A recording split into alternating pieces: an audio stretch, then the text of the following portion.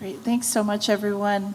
I thought I would begin the conversation by just asking if you all could share a little bit about how you became involved in the arts. And I think for some, probably this is like something that's always been in your family, or maybe it was something that you became interested in through school. So if you could just share with our guests today, like how that path began for you and what your involvement looked like.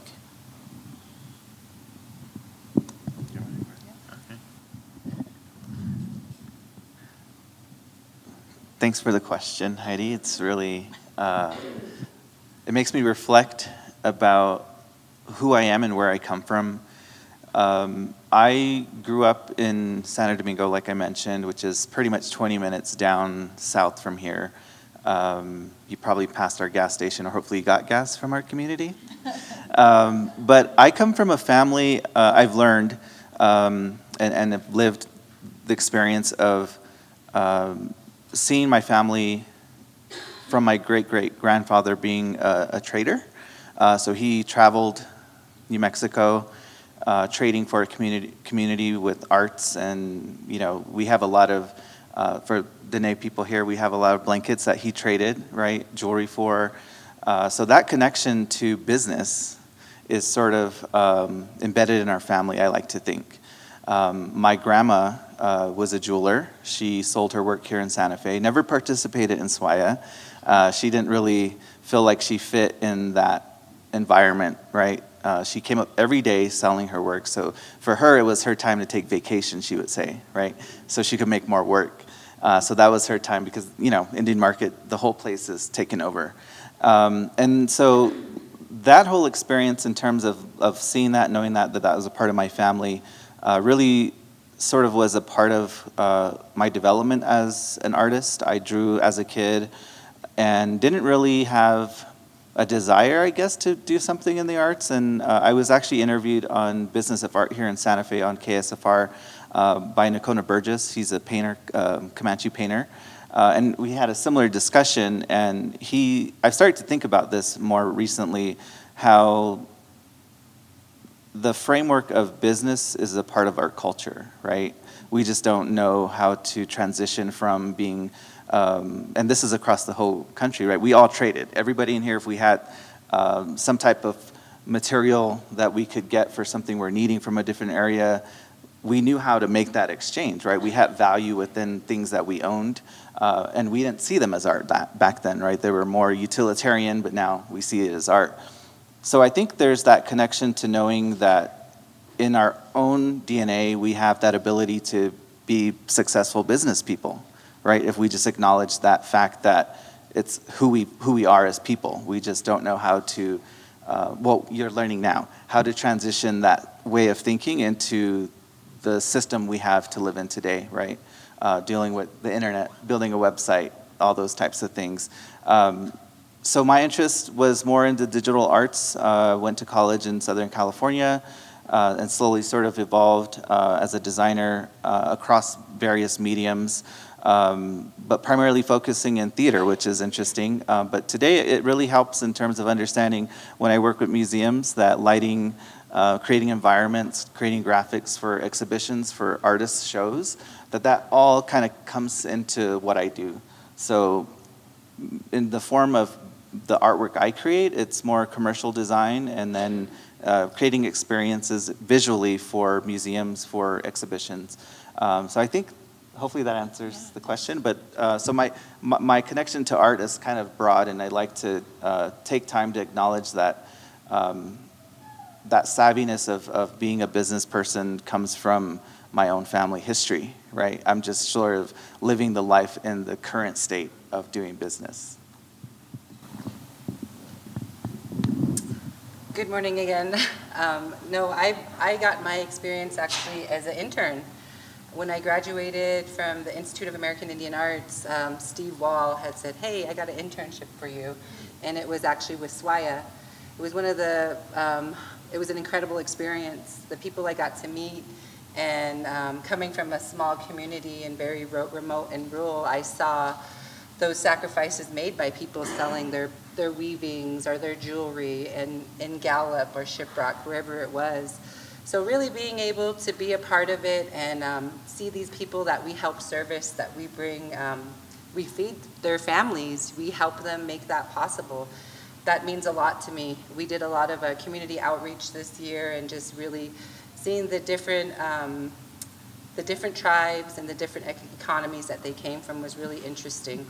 But I really love servicing people, and the artists have made a huge impact in my life. We have a day that we have artists receiving, and we have all the artwork that's taken in for our best of show. And the day that day is filled with nothing but arts. And we have some of the most incredible pieces that come in, and they're breathtaking. And to really understand the time and the effort that's put into these pieces is beautiful. And I really value that, and I value the people I service. So it's just been an all-around blessing for me. Well, I grew up in Oregon and came out here right after college to work at the Georgia O'Keeffe Museum. So I was, and then I ended up in a gallery that showed New Mexico modernism. And so I was very sort of immersed in the modernist period of New Mexico art history at the time. And then I started learning more and more layers of New Mexico history. I think if you come here from somewhere else, and I know some of you are here in Santa Fe for the first time, it's overwhelming to think about hundreds of years of history and what that means. And so I started an art collective and a little art space, and started working on developing curatorial frameworks, queer curatorial frameworks that center the agency of the artist. So how do you not perpetuate colonial narratives when you're a white curator in Santa Fe coming into an artist studio and extracting artwork, right? How do you start to work together with artists as curators or artists as storytellers in different ways? And so that was a big focus of my early career. And now I work at this gallery, and I'm the director now, but I was the marketing person before. And one of the first shows that I worked on when I was in marketing was we did a show called Broken Boxes. Ginger Dunnell's podcast, Chanupa Hanska Luger worked on that show as well. And that was Indigenous artists and activists who had all appeared on the same podcast. So we were kind of creating this interactive show with audio snippets, and working with Ginger, who had a grant to do this show, and when Winona LaDuke came to the opening and spoke at the opening, and I just remember this crazy visual of 500 people maybe completely surrounding Winona at this opening, and there was Nani Chacon had a mural up, and Demian Dinyazi had a wheat paste up that said, "This is not your land, never will be your land, never was your land," within the outline of New Mexico. And I looked around and I was like, okay, I think I've landed in a place where I can try to do what I'm trying to do in terms of storytelling. So yeah, so that's a little bit of my background. And then the only other thing I want to say is I also am an arts journalist as well, and have done a lot of writing and profiling artists as well. So really interesting to think about artist-curator dynamics and artist-journalist dynamics, especially as a white artist or white curator and journalist in Santa Fe. So anyway, yeah. Thanks. No, thank you all for all of that, and it's just like reminding me that I've known all of you for so long. I met Ben. We went to school together. We went to boarding school together like 27 years ago. But I met him when I was like 2 years old, so like. And then Loni, I met her when we were at school together at IAIA, so that was like over 10 years ago. And then I've known Jordan nearly 10 years too, right? So it's a long time of like being in community and building these relationships and recognizing like who's around and seeing how we can also support one another in this community of artists. I recognize that not everyone is here in Santa Fe, but if at some point you're interested in like participating in exhibitions or creating your own exhibitions or applying to SWAIA, I think this is like kind of the beginning of that, of establishing that network and recognizing who your point people are, and myself included, and I'm sure everyone here on this panel can you can consider them as a point person as well. With that said, I just wanted to see if you all could talk a little bit about, you work with artists all the time. They come in, you collaborate or offer feedback.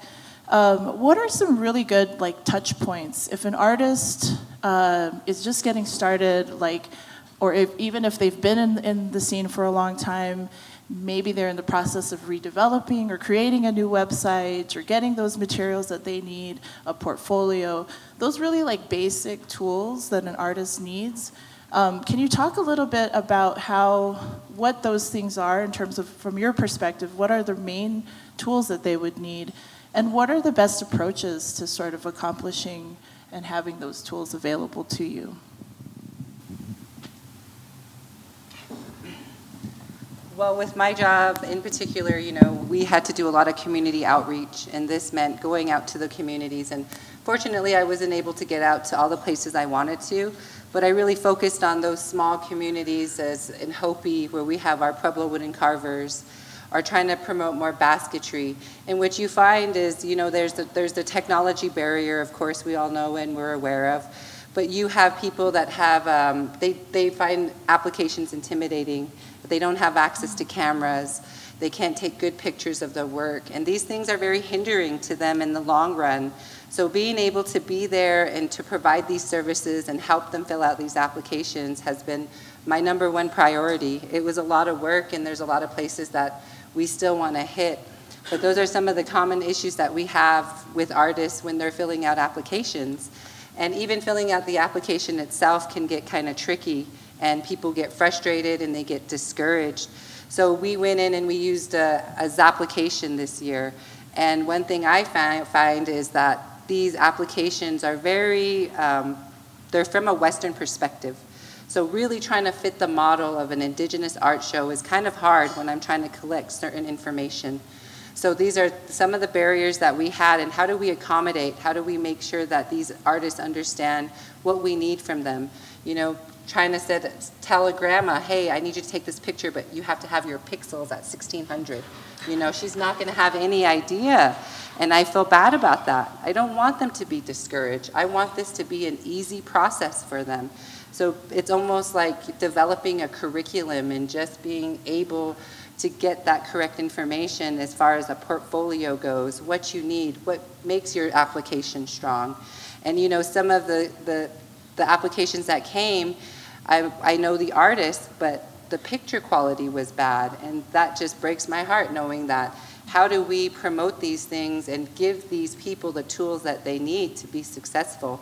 So there's a long list, and we're constantly running across little barriers, but we're doing our best to make sure that we meet the requirements and help these people succeed, because ultimately we know, like I said, we're going to be helping their families down the long run, and that means a lot to us.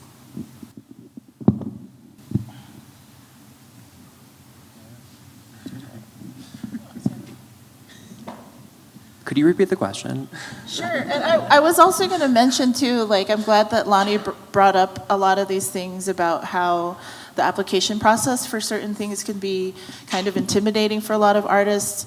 But I just want to plug that we also have the Native Arts Professional Development Program, which is a series of workshops which First Peoples Fund provides in different communities all over the U.S. And it kind of goes over a lot of these sort of basic needs that you might encounter, how to create that portfolio, how to make a CV. So just putting that plug out there that, we're also trying to meet artists where they're at. We recognize that there's a need. And the question, just to reiterate, was just if you could share a little bit from your perspective, how artists what those tools, those fundamental tools are, and how might they approach acquiring the tools necessary to, approach a gallery or to, these sort of things. Could you raise your hand if you sell your own work? Do you sell your own work? Wow. I love seeing this because I think that in a lot of ways, galleries are there's sort of a different power differential starting to happen with galleries, where artists are selling their own work, and then they might work with galleries or work with the museum as well, and they might sort of use that space as a vessel for some specific storytelling.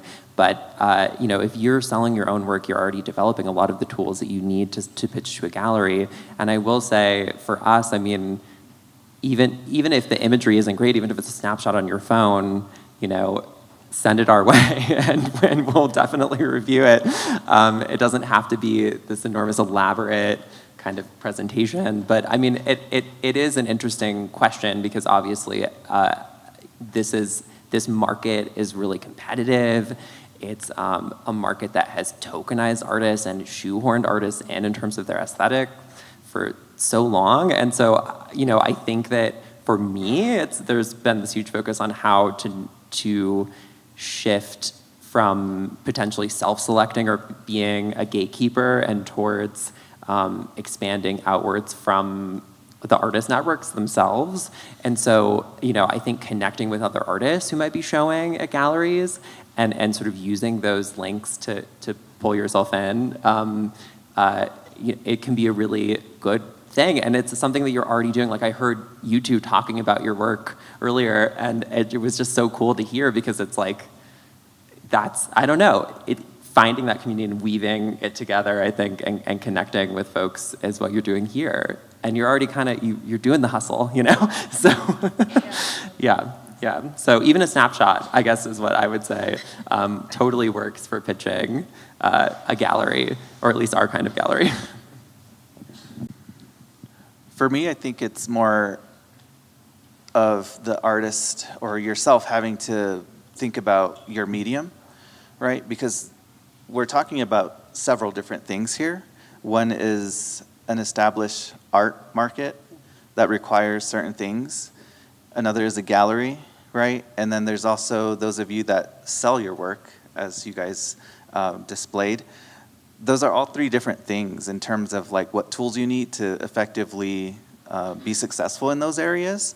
So again, I'm very much, how do I relate this to my upbringing? And I think about, again, my grandmother, right? So she wasn't a SWAIA artist, right? She wasn't really known, but she was collected. People knew her work.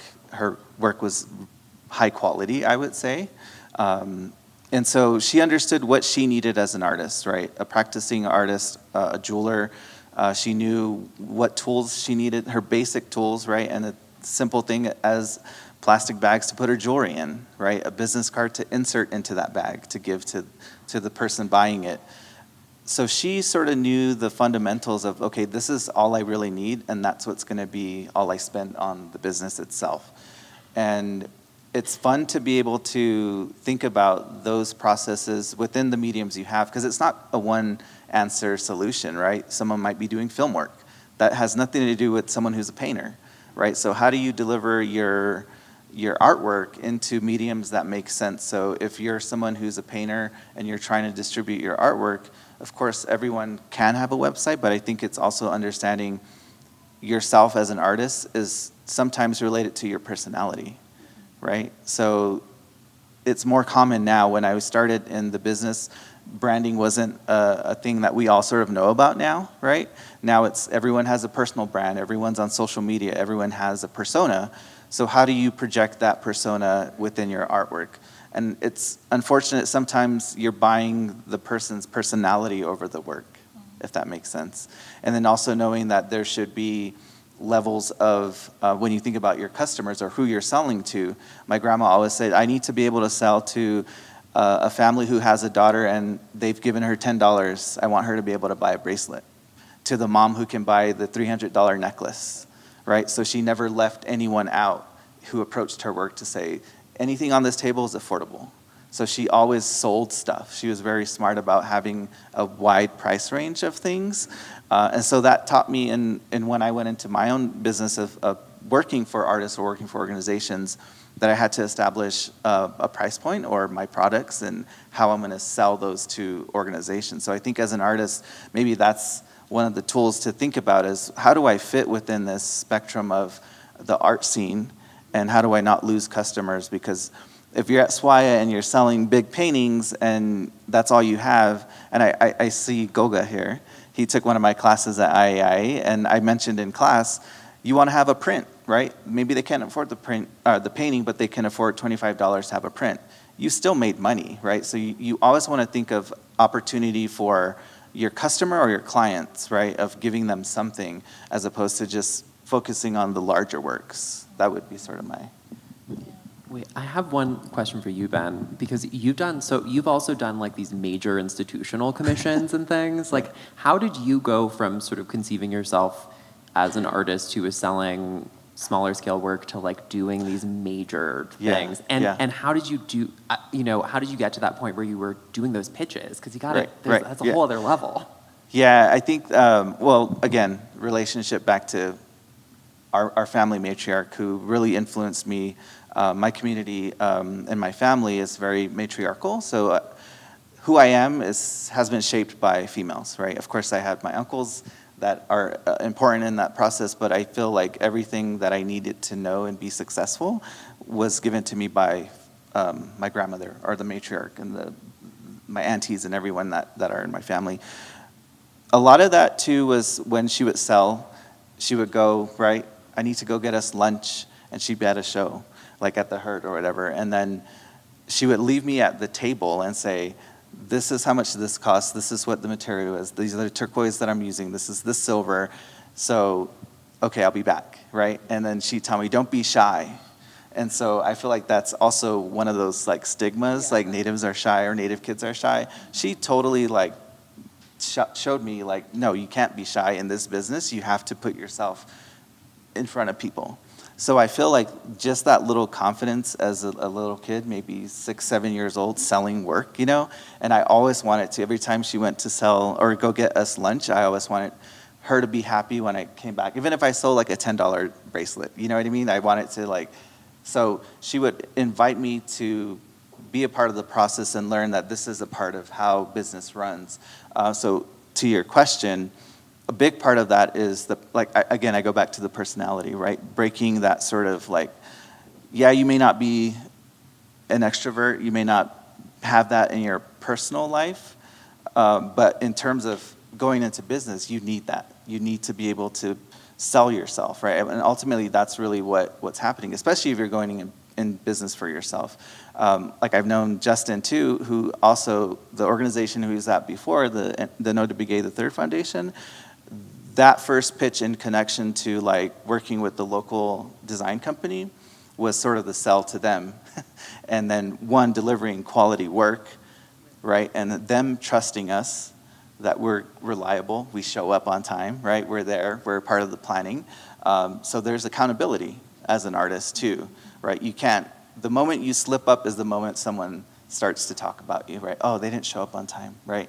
So those little things I think are a big part of the tricks, I guess, right? And a lot of those leads to your reputation, going from a national, health-focused organization to going to larger arts institutions. Like we're working on branding the Native Arts and Culture Foundation, which is another large national organization. That's only possible if, one, my quality of work is good, and my personal, how I greet people, right?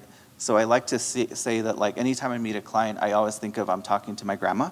So I want to come with respect, right? I want to be as honest and open in terms of what the process is going to be like. So my whole test, right, growing up was in school to have like the grandma test, because my grandma would always ask me, what did you learn today? And I couldn't explain algebra if I couldn't explain it to her, right? So complex thinking has to be understood by, again, someone on a reservation who, not to say that they're not intelligent, but how do you explain a complex idea across like multiple generations, right? And so my base is always, if I can't explain it to my grandma, then no one's going to understand what I'm talking about, right? Yeah.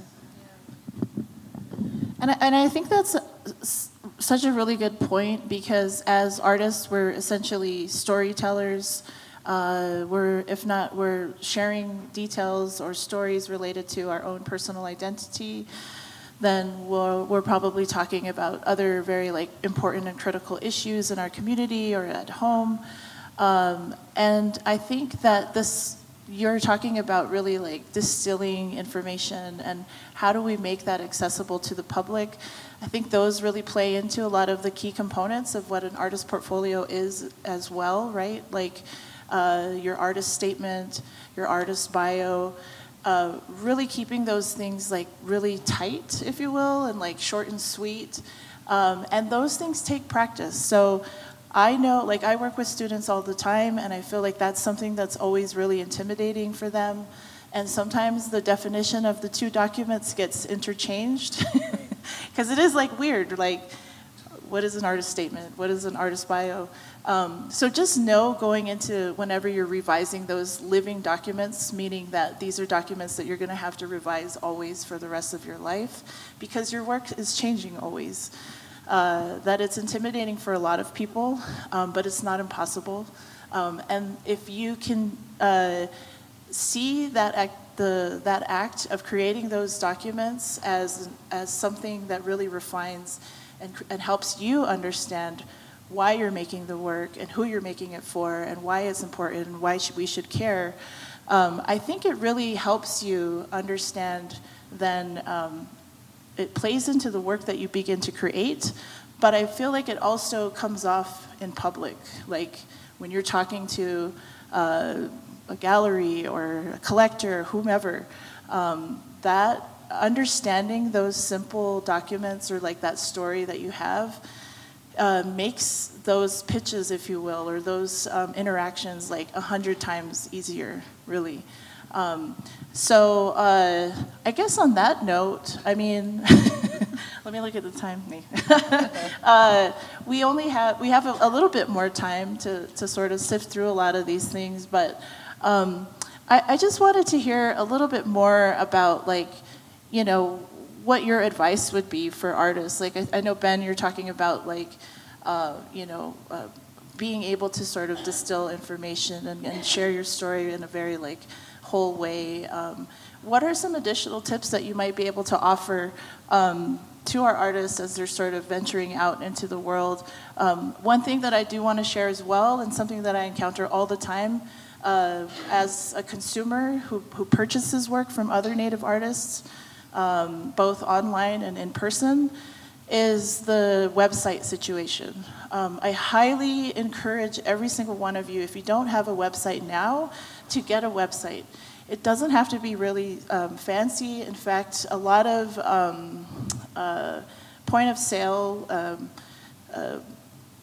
platforms like Square will even offer you a very simple website where you can at least show your work and people can purchase it directly from you. It is such a bummer when I find an artist who's on Instagram or something and I'm like, oh man, I want to buy that. And then I click on their profile and there's nothing. So that means I have to like go and send them a DM. And I'm not opposed to that, but that's just like, as for the consumer side of me, it's like one extra step that I'm like, I don't know, maybe I don't want to buy it, you know. So I highly encourage everyone to consider getting a website. Check out your POS system if you do have one. If you don't have a POS, I would suggest it's actually free in a way. There's a fee, of course, that's attached to that every time you make a sale. But now more and more every day, like if you do market especially, people are going to bust out a card. So it's the difference between selling a $5,000 piece and maybe they've got $50 of cash on hand. So, you know, there might be a little fee involved, but I think it's worth it in that context. So do you all have any advice on how they might approach or what other tools might be absolutely necessary as they're developing their careers? Well, I think in terms of working with galleries and gallery representation, there's two things that I always talk about, which is first, making sure to really do some research on the space and understand what that space is doing and where you might fit into that universe.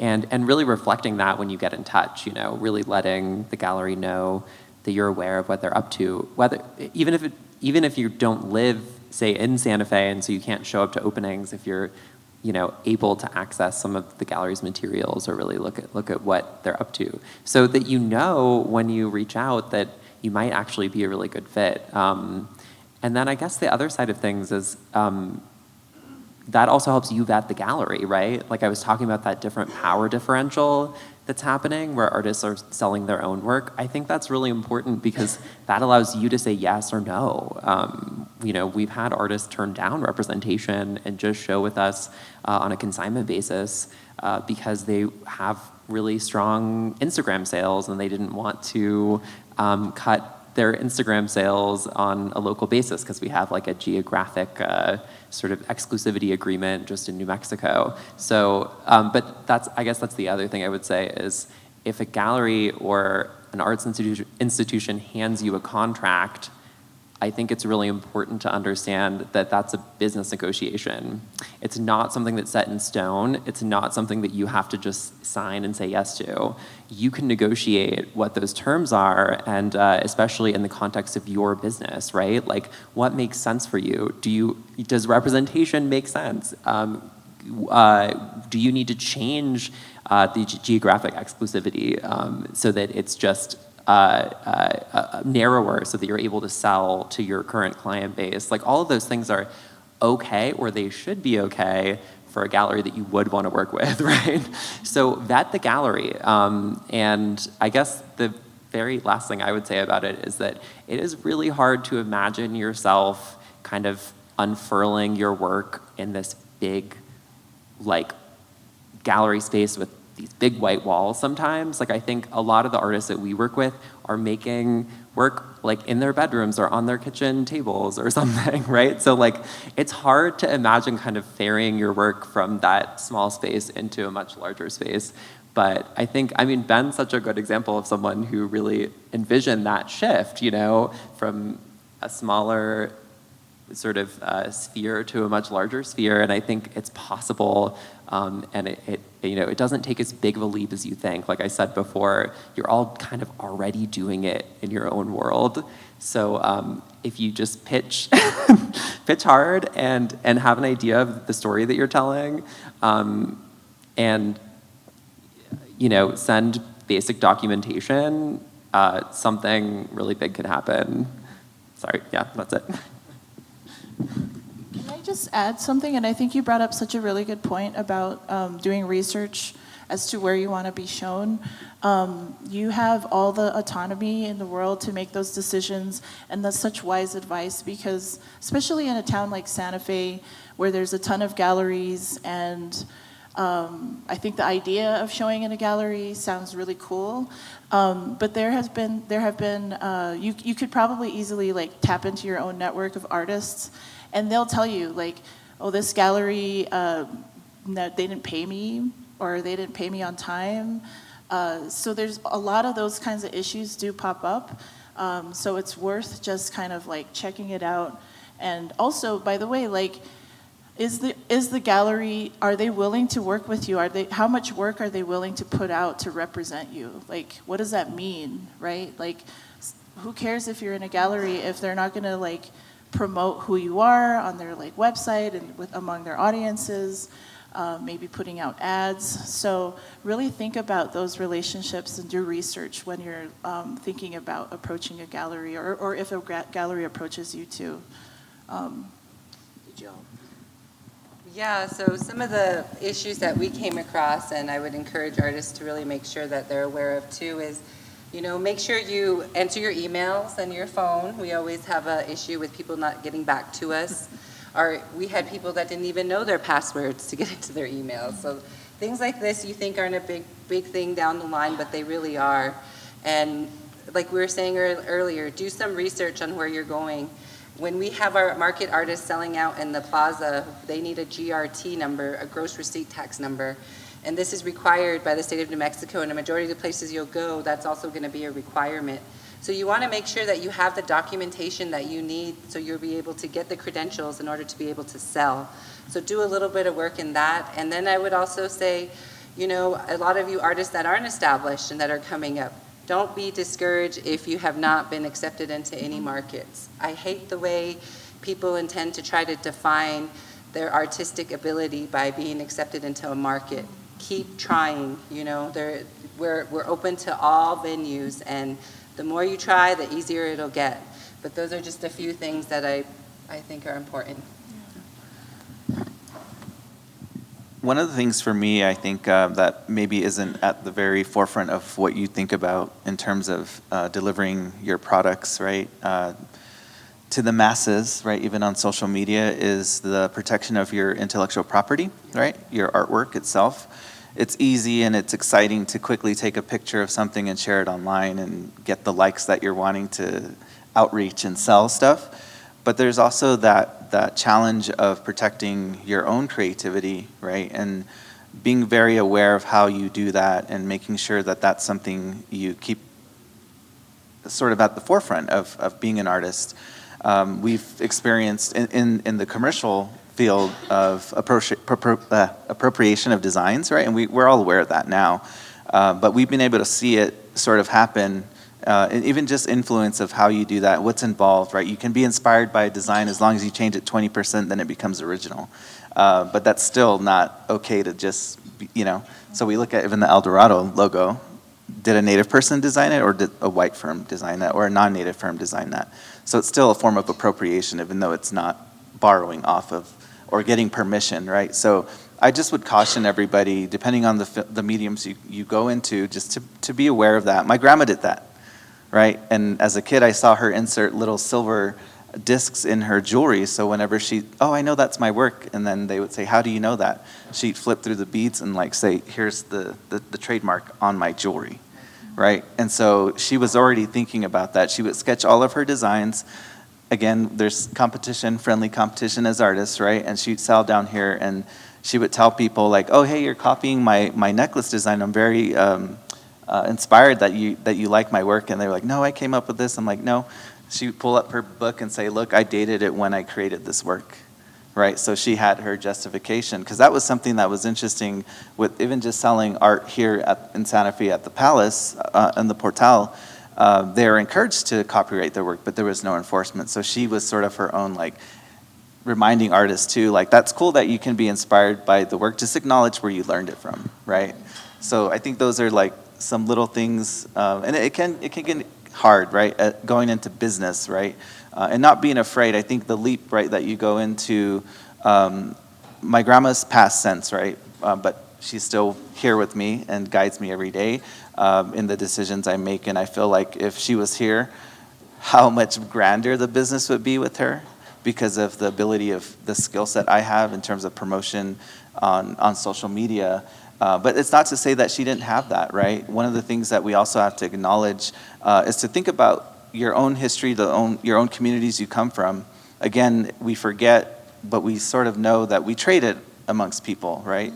As far as South America, right? Weaving was created in South America, made its way up to the Hopi, right? And then it spreads, right? Those are some things that I think are interesting to think about, because my great-grandfather, who I mentioned was a trader, he spoke Navajo, right? He spoke other languages in the area. He spoke Spanish.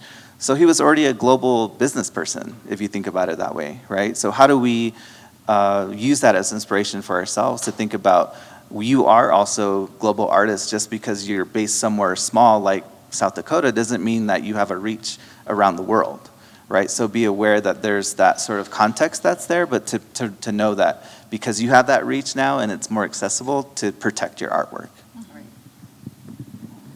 I was going to mention, I had attended a conference, this was several years ago, but I remember, I guess to Loni's point about getting discouraged about when you apply for things.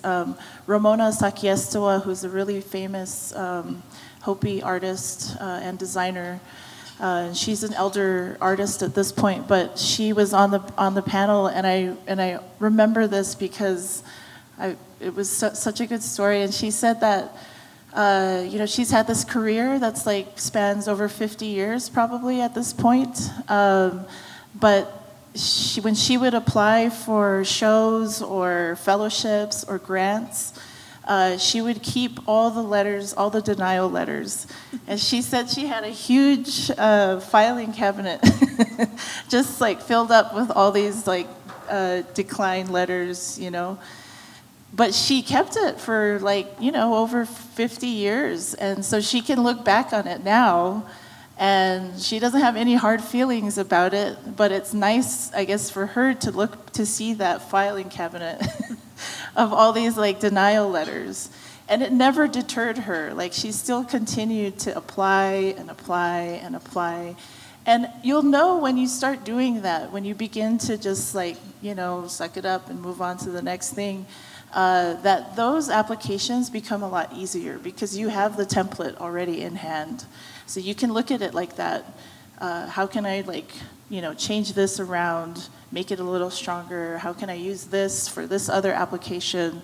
So once you get those templates established, that process will be a lot easier, and I think those denial letters will go down. So just know, like, you know, someone like Ramona, she's got this huge filing cabinet filled up with those denial letters and didn't let that get her down. So with that in mind, we have a little bit of time left for some questions, and if you all had any additional like insight that you wanted to offer, but we'd like to open it up for any questions or comments. Oh, sorry. She'll bring the mic. I had a question for the rest of the panel. I'm really curious. I did a story on Amber Dawn Barerobe, who is the fashion curator at SWAIA and does the fashion show every year. And the story opened with this story she told me of coming across her dad's dancing dress in a museum in Canada. She recognized the dancing dress because of a bead pattern that's specific to her family. And that story kind of opened up this larger story about curating the fashion show that was at the museum this past market, and how it was really, actually could be really frustrating because she was trying to re-borrow garments that had appeared on her runway from museums that weren't willing to loan them back to her. So she was unable to kind of tell the story she wanted to fully within that show because she couldn't get some of the garments that had appeared on the runway. I'm just really curious, as arts professionals looking at major opportunities, how do you know when to say yes or no to an opportunity in terms of just sort of forging your career and moving forward and making sure that the decision feels right in terms of who you're actually giving your work to or working with in the art world? Did that make sense? Yeah. For me, one of the things that I established in the very beginning when we started thinking of starting a business was what industries are we not going to work with, right? I'm not ever going to do a campaign for a cigarette company, alcohol company, a liquor company, even though, you know, you want to support, like, say, Bow and Arrow in Albuquerque, who is a Native woman-owned brewery. Really cool, but there's opportunities that have come towards us in terms of working with them, and it's just, I have to stay strong to my own personal values as a designer, as an artist, to say I've already made that. I've already set that out in the universe to say I'm not going to do that, so I don't want to disappoint myself to say, oh, I'm going to take this one on, right? So I think as an artist, establishing those sort of, I guess, values within your own artwork of where you want it to go, how you want it to get produced. Some stuff just can't, again, maybe this is just coming from a conservative, very rich community that I come from. Certain works, like, you're never going to see someone from my community doing something that's taboo in terms of moving it from one medium to another.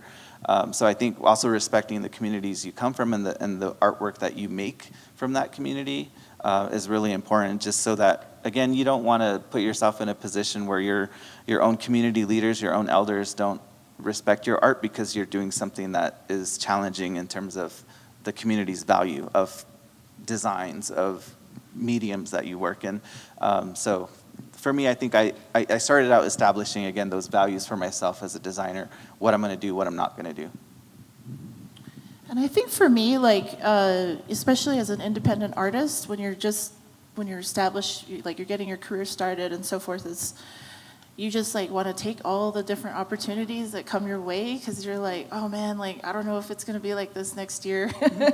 And it was like that for a long time, honestly. And I think for me, when I finished graduate school, because leading up to that, I mean, I think I had done so much work, and then I was there and I did the whole thing, and I was tired, and I was really like, I had to really reevaluate like what was important. And my career wasn't going to go away. Opportunities are still going to come to you.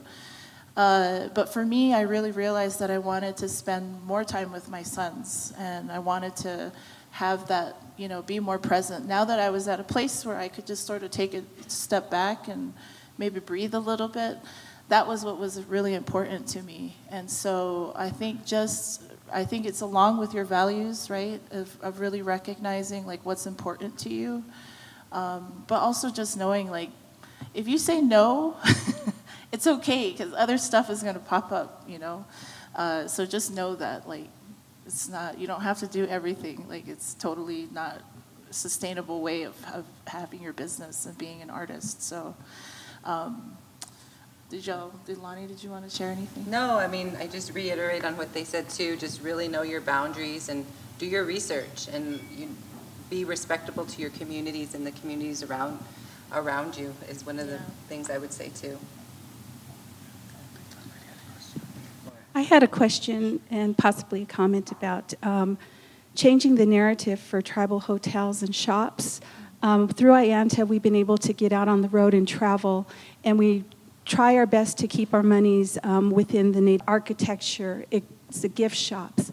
So what I'm finding out, what we're all seeing, is it's about 50-50, where a lot of the shops are carrying local artisan artwork.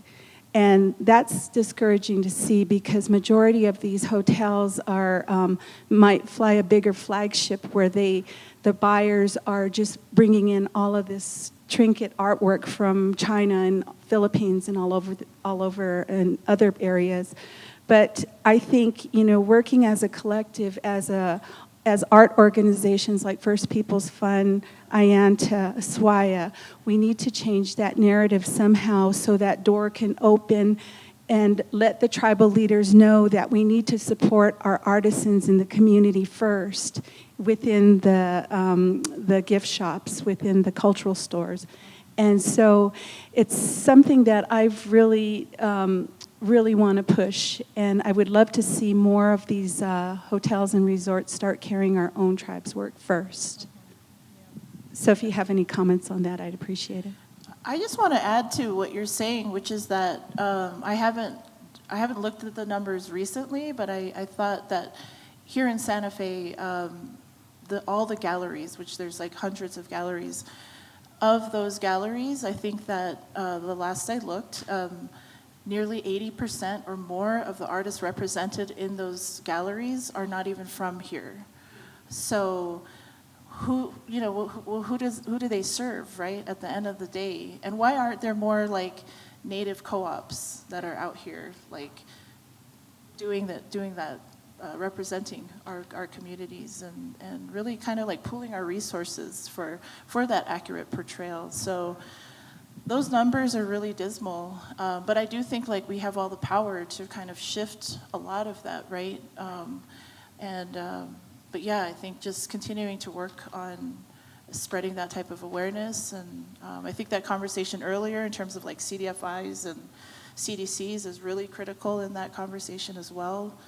A lot of the tribes handed over to their marketing departments to be in charge, and a lot of times these people are transplants from other resorts and other locations, so they have no idea of what's within the community. And so I think, you know, we need to make them, the tribes, it starts with the tribes because they're the ones that are hiring these people, and it kind of trickles down. But we really need to change that narrative, I believe. I think it also, as artists, what we're talking about is the wholesale business, right? So if you're selling one-of-a-kind works, that's one thing. And what you're seeing in gift shops are wholesale items, right? Something that can be replicated over and over again.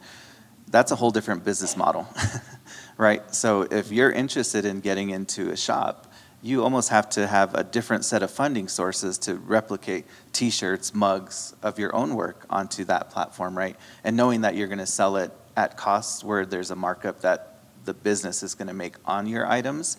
So again, that's a whole other like session, right? That if an artist wants to make or go into merchandising, that's a whole different conversation, but that it's possible, right? If I know I've worked with a few artists, personal friends of mine that do wholesale jewelry work, right, for specific shops, but that's only one part of their business, and they've understood it enough where they know they're making money off of the wholesale, because sometimes, like, you might be selling it almost at, 50% of the cost you would sell it to a normal customer.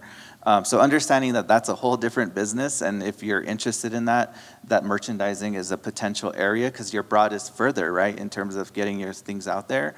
But it's also like, do you have a warehouse to keep inventory? Right? Again, it's a whole different level of being able to do that within like hotel businesses, as an example. We've talked to some small business, some shops like the Donzia gift shop in the Shoshone-Bannock tribe. It could be a family that wants to sell 5 pairs of moccasins to them, even 2 pairs. It could be one piece of public art, or it could be a painting. But I would love to see them start working more and more with artists. I mean, especially in off-season, when there are no markets. Laura? Back to the story about Amber Barrow and not being able to borrow back those pieces. I have a related story that had a very different outcome, and the different outcome is because the artist contacted the museum. So I was borrowing works for an exhibition, and the museum that held one particular work replied back no, that they wouldn't lend it. And then the reason they wouldn't lend it was because they didn't have a curator of that particular part of the collection. So they were doing just a default blanket decline. Well, the artist contacted the museum, and this is a Northwest Coast weaver, and she gave them hell for the history of taking these weavings from the community and hoarding them and not sharing them. And I never would have sold it to you if I knew that you were going to decline to exhibit it in an exhibition by a Native curator. And they're like, whoa, okay, no, we'll lend it. And not only, and then we also had situations where the artists wanted these pieces that were being lent by institutions to be danced as part of the opening of the exhibition. And we were able to get the conservation teams from the lending institution and the receiving institution to agree to all of that. And that's because the artists were willing to be activists. And then as a result of this experience, these 2 artists in the show are changing how they negotiate their sales with museums to put in priorities for lending the works for exhibitions of Native work, especially by Native curators or Native institutions. So I think the dynamics are changing, and there's some hope, and there's things steps artists can take that, say, me as a curator, I can't necessarily take, but there's hope. Where do you work as a curator? I'm curating an exhibition for the Smithsonian American Art Museum, and it's 6 Native artists for the Renwick Invitational, opening May 25th. That's very exciting. I would love to write about you. I will say that was kind of the middle of the story with Amber Dawn, and she was, of course, able to bring in a lot of beautiful pieces for that show.